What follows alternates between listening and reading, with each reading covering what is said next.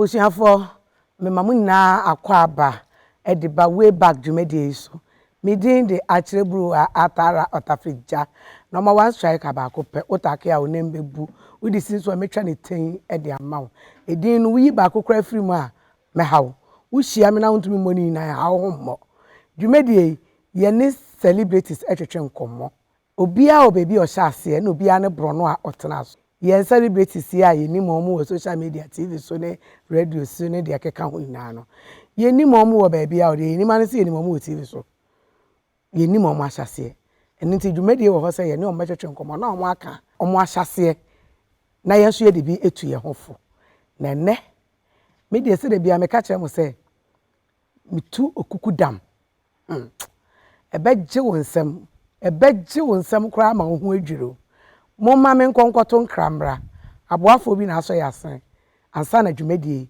etumi eba so bekoba meyi me opabenefo no e de akire obetasa ka se ei ubetiem uyem be hyew twem na mentwa me homra sisia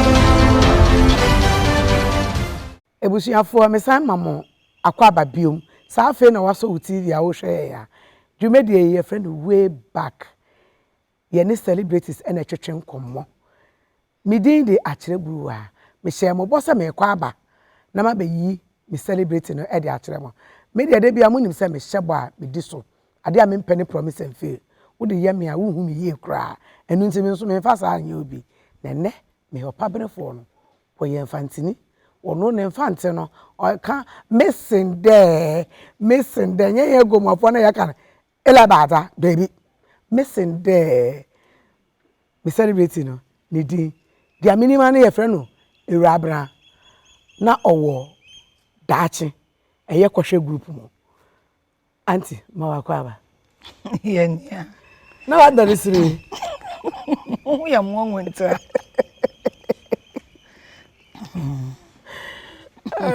ade bocho wudi anka me Ewurabena na menyim wa from Ewurabena I'm sorry o ya makasa kasa mezina anyen mo from Alexandra Ewurabena Akwa mezina na banti na amfa Alexandra na amfa auntie hu de actor no o ye suban into the bro na baka wa e de asesan so de yi na ze fanta no koten ko na wo hu yi paba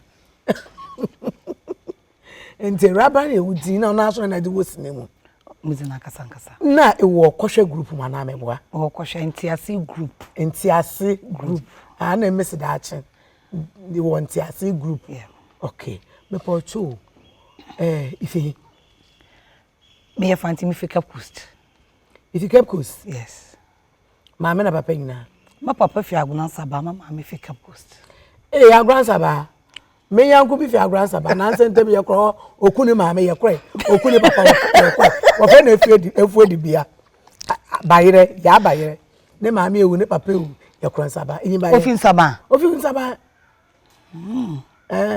go fine auntie minyim na start Akan drama ta ma ye show Akan drama na ye didi echi ye nyim baby anyame din ye besi me pere ma me washa se kakra ansa na ba be wura acting mo me pe washa se di be ye 16 17 18 years de kono mo me pe washa se okay say fan wo 16 17 18 years on no che menyu efi me gbani nyim papa na mama start na we che kakra ba okay kameda wase pa I saw tire ton dey I saw water wo krobero igwai Cape Coast ya ton cresin ya don ice water dey be ye fi ahin oh number what between 10 12 na so adequate ma oh yes cresin enyimre cresin atata no what on enyimre cresin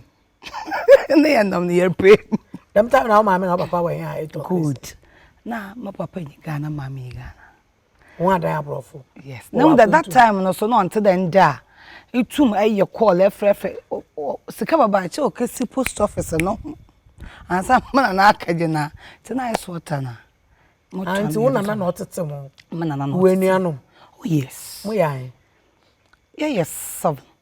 7. Yep. And so yanama yanami minyimle wonu abi wo baby. Nya na ye ho no ye nda wo ma me ba ma na namba no ye nyina wo kan he no bom dam na yete nti ye nchirem. Okay. Yes, 7. Nti wo na o hwe wo de ko school na. Oh yes. Ma na o hwe ma nti time 16 years na pe no ma graduate from ice water. Na ma akọ gari na mpua. Ah. Graduation ya gari. Oh yes. Some on ice water biom. That time me wie school. Ti na ko wenyim. Ah, ma graduate nti no. Mo twan gari. Ho there gari na twa rubber na. Ezugu hwa asamo white. Na asia from Cape Coast Petrol. Aba nanto za kwekwa na mori. Hey, na kwato because na why dam na me pain no. Na zaba. Ansa na una na nya bi da hwam. Sa na pensioner. Nti no sika no ba, sika no so mbantantam. Na ze no sua. Nti na oda ami ana ode. Ekona ne be hwe kakrama na. Ti munyu anum nyina obi ambreda ami. Mpa.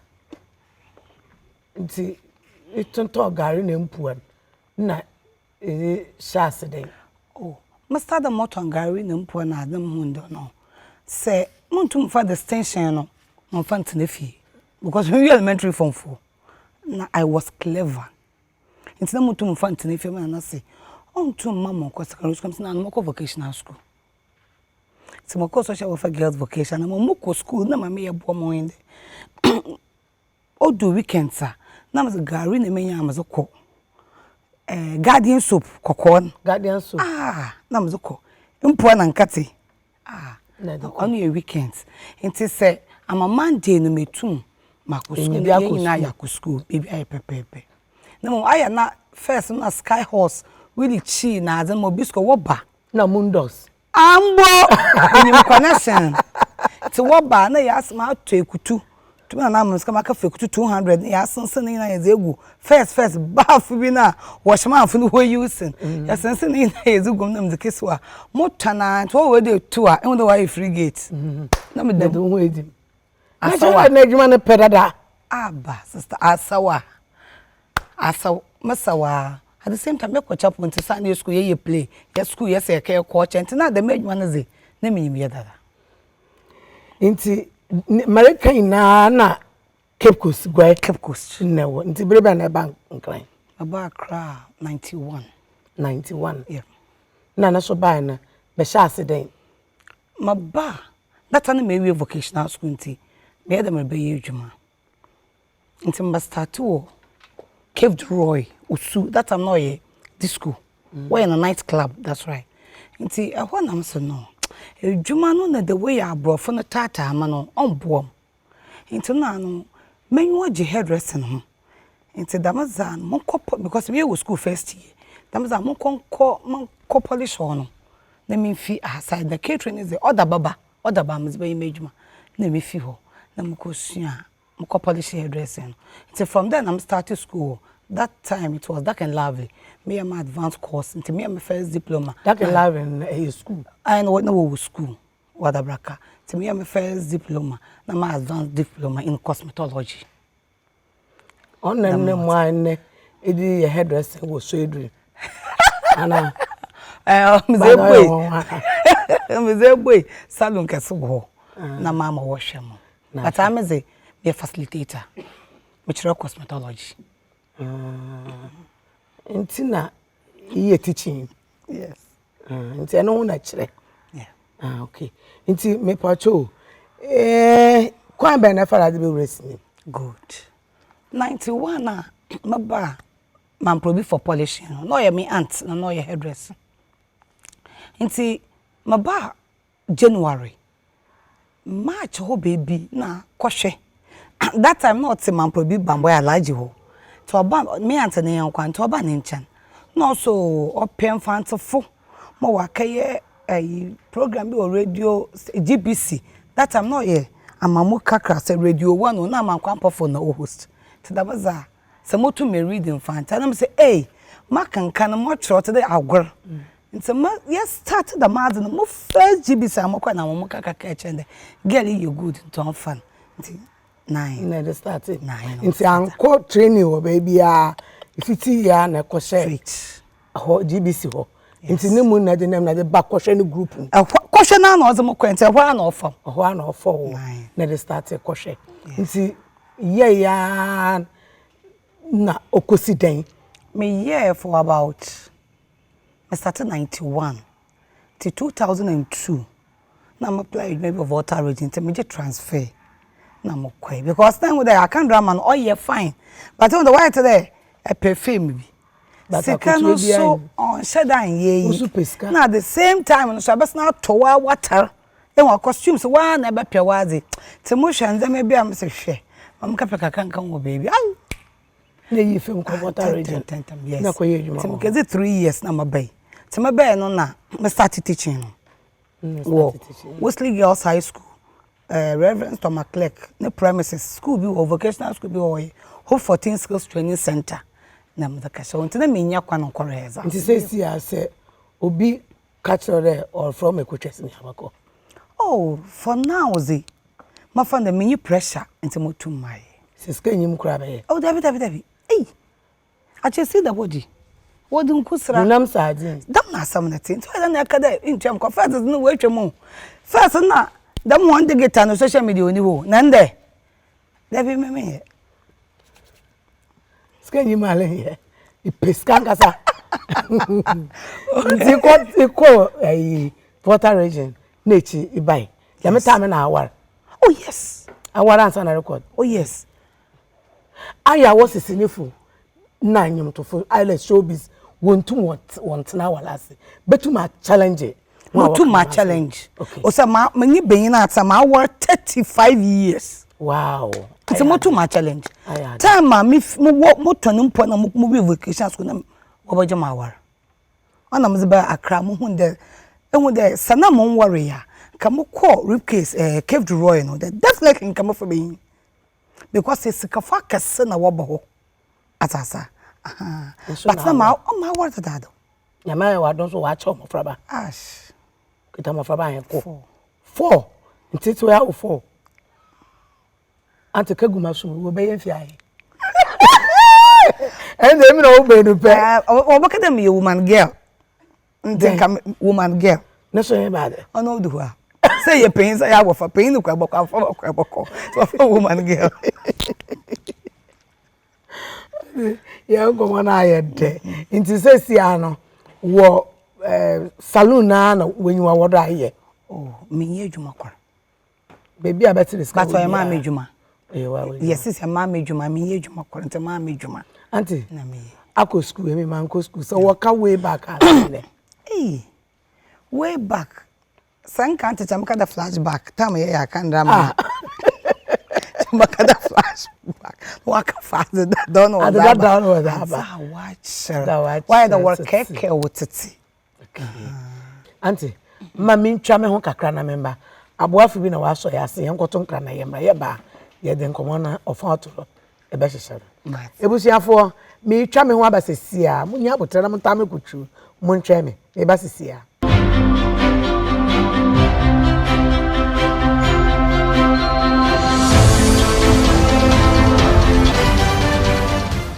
ebusuafo be sa mamu akwa babiom sa afi na waso TV ya wo hwe ye ya dwumedie ye friend way back ye ne celebrities na twetwe nkomo mitihwi a mo hui eye is my time beauty salon ana aye me fefefe sei omo wo agbogba pure water junction uko Instagram me page asia bisa it's my time for me de omo na mabema omo ye bibia so obehye wo more so obeye wuti se chese obesiesie wo event bi a wo ye bia no omo beye ne fefefe de ama wo fra omo a omo beba wo nan so na omo abeye e de ama wo hwe manim ye amachi ama fefefe abidisi wa meluku sexy sabache opa eye image palace omo wo Tabora Scorpion uko Instagram a bo image palace so wo ye wedding wo ye engagement wo ye ayefro wo ye party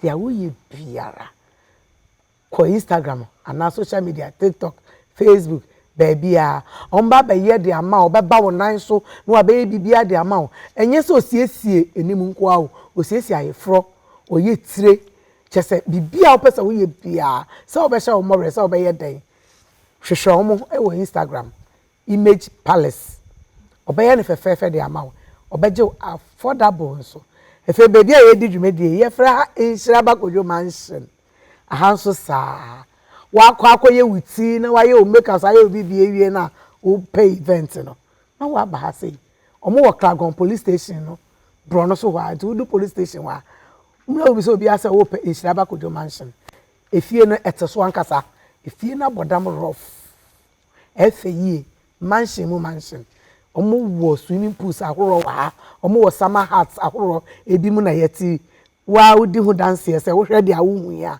ubedi hu dance ye se me ni atro no kra na meka no bibia opese wo ye bia event bia no hwehwe omo echi akwan na omo beje wa affordable wo pe kra ba wo se e ya kire ene ka se me mra wo ye wi adwan ko etia me ne sister Ewurabena ena etwetwe enkomo ye to aye enkomo no so auntie inti uru adwuma no mu innetna wa inu wow no adwuma eyi na odu baby na peska na jai na kom voter region na isa iwo voter region ni na kwhwere group enu ihunu na film when you and your wechiri na be me no mo but at times no odu baby na owo script bi owo ayo pe leading role of from am fi voter region ba mabeye no ye nkonko na mu de ai da kwase bu babam ska no sa ntina me hwe da ma na me ya uneska obiri uneska da abeti enyipa no ra nim at least ma war epo ya na pa akwa fa e go satan ben no baka na chiro nso da nzeme bi nzeme bi na nzeme bi si nzeme bi satase ntira okay auntie mama ma surprise ka krebi you made your friend way back na ba na san way me most like a surprise na surprise is so to me e bibia oni aso nti me ma surprise ka krebi a surprise me dem ma wa bo mi se me na ma ya ate ampa bo se me na ma ya ate bo se akaba gu yo chire am I weak surprise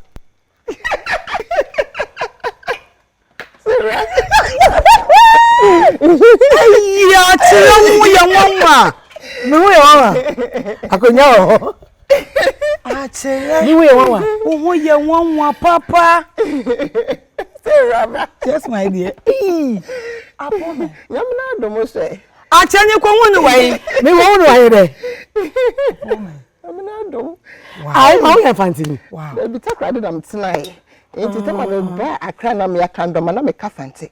Na twi nim flow papa. Me wasani. We wasani. Oh, okay.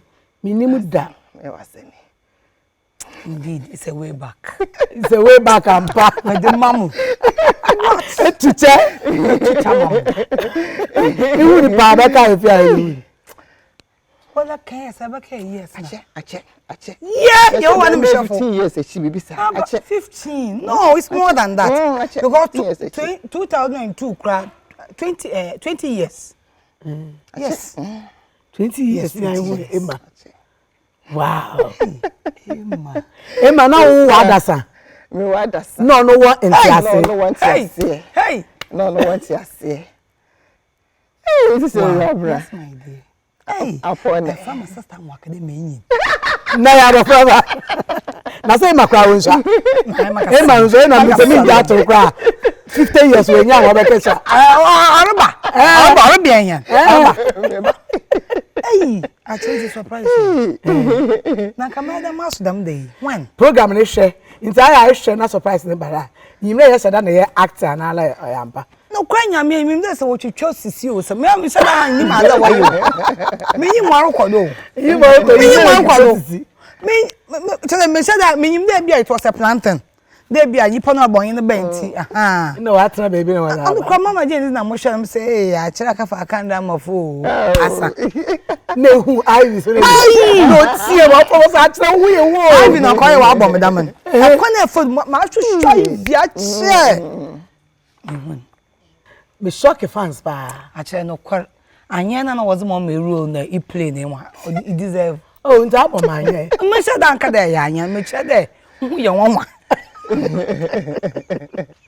Emma, sister. Unim Ewurabena ye pa. Fashion minim ni Because na mo start wo.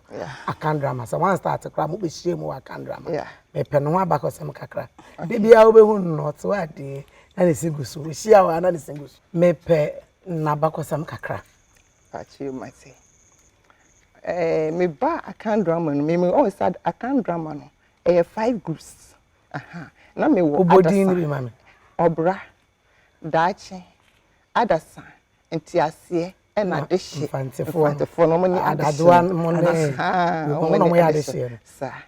Enti me bi ba na ye producer no. Oba ya Ruby. Nyame fa ne kransie. One of frame o say ma. Me person be pray Ruby ma me wo kohye group. Na msiu mati meko. So sata ma na wo adasa. Na me wo adasa. Na wo film ko play. Guest artist. Me boy guest artist. Enti nkomodi deri ma na sister Ewurabena ka ho. Enti ewie na yedi nkomo na ma na che me say sister Ewurabena oni ne reading actress ewo ho na wotu kwan. Enti na ama say nipa praise a wuro no. Enti so ho a nke ye ni wuro a.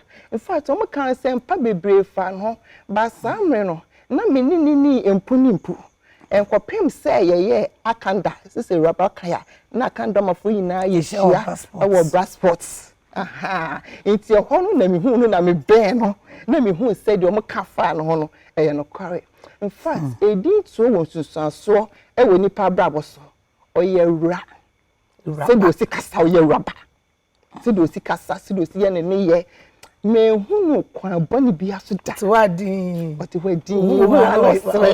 nothing then sabe and I mean no fact oye ni papa oyobia oye wuraba obunu ho yes o kire no but onya dia ede no guase bebre no sane ho Ewurabena oye obia odonipa openipa sam osre nenim te oben na obeben onye pasapasa to wadi but who ana ni siguso nothing then sane by the way na say enwe wi ase inama abaka nyipa nhwe wo so your one and someone can your one it's one na e bibi abaka oh jaisu eyisu bi enyi it's one na e bibi abaka nyipa nhwe nyipa hwe pa nti say mu a ko baba abaka ma me we onye nso enwure kita suban pa no oban no aba bedi wo adanse ade ama Emma sister ayemba enkonsapai aye mate we were surprised ma mate aye me shock aye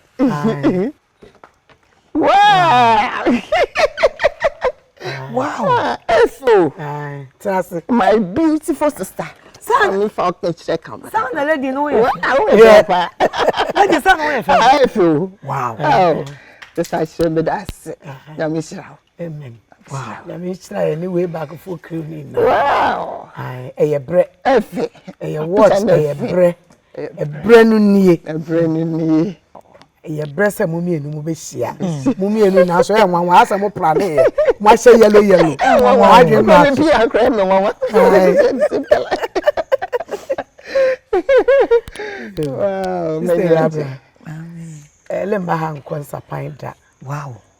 Ono we nya achade na ode kofie. Ore wo so nya achade na de kosi udem na anytime bia we be bore bia say me ba way back show do no de mam. Ati. Nyere me your friend me ye hairdresser na wo da mam me acting. Me tumi hu si wa me sha ase ye. Onye sika kese. Onye sika but ada this word dey bia we be bora be kai wechi e be kai baby asha ase na baby aga ba bedu nti no surprise them all.